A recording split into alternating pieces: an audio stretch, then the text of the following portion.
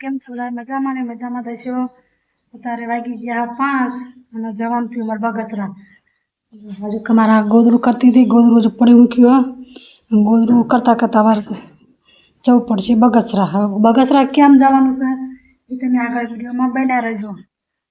હાલો મળી બગસરા જાય. તડકો બહુ હતો એટલે ગામ બહાર નીકળ્યા ને તરત મોઢે બાંધી દીધું, કારણ કે કાળા હતા ને કાળા ન પડી જવી ને. આ છે અમારા ગામની સીમ, તમે જોઈ લેજો, કારણ કે અત્યારે કશું વાવેતર નથી. વરસાદ વગર શું વાવે માણસો, એટલે કાંઈ વાવેલું નથી. જે અમે દુકાને કુલર લીધું એ દુકાનનો બહારનો વિડીયો છે. અમારા બગસરામાં તો નાની બજારો એટલે વાહનો ટ્રાફિક તો બહુ જ થાય છે. રોજ કેટલી ટ્રાફિક છે બગસરામાં. ફાઇનલી મિત્રો અમે ઘરે આવી ગયા છીએ. કારણ કે શું લેવા જતા એ તમને હમણાં બતાવું. કારણ કે દુકાનવાળા અમને તો વિડીયો ઉતારવા ના પાડી હતી, એટલે અમે વિડીયો નહોતો બનાવ્યો. ઘરે આવીને મેં વિડીયો બનાવ્યો. એટલે ગમે ત્યાં જઈએ એટલે પૂછવું પડે, એટલે અમને તો વિડીયો નહોતો બનાવવા દીધો, પણ ઘરે આવીને વિડીયો બનાવી. હાલો તમને બતાવું કે અમે શું કામ જતા એ. આજે અમે કુલર લીધું. જ્યાં હતા યાસી લેવા, પણ યાસીમાં તો ઘરના મકાન નથી, એટલે તો યાસી તો ન લેવાય. એટલે કુલર લઈને આવ્યા અમે. એટલે આપણે કુલરના સાંડા કરી નાખ્યું. જ્યારે કંકુ ચોખા સાંડલા કરો પણ ને તો આપણે કુલરના સાંડલા કરી નાખવી. જો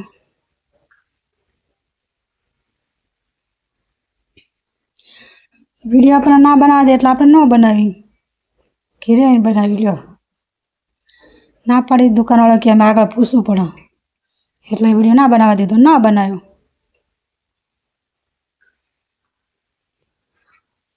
ચોખા નાખો તો ચોખા તો રહી ગયા. ફાઇનલી ચોખા નાખીને કને કહેવા સામના થાળી મૂકી દઉં.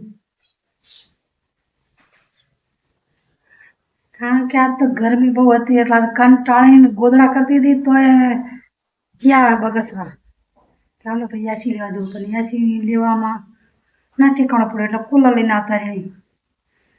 કેવું કુલર છે ભાઈ, જરા કોમેન્ટ કરજો કે કુલર સારું આવ્યું કે નથી સારું આવ્યું. જો 7,000 રૂપિયા લીધા કુલરના.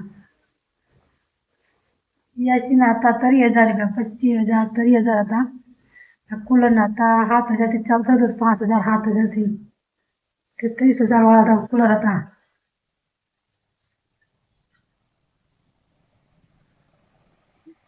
કેવું લાગ્યું જરા કોમેન્ટ કરજો જલ્દી જલ્દી. હા તો બીજું કાંઈ કહેવું નથી મારા. હવે આથી બ્લોગ મારો પૂરો કરો. હા, કારણ કે હવે શું બીજી વાત કરી હોય. ચાલો તને બાય બાય.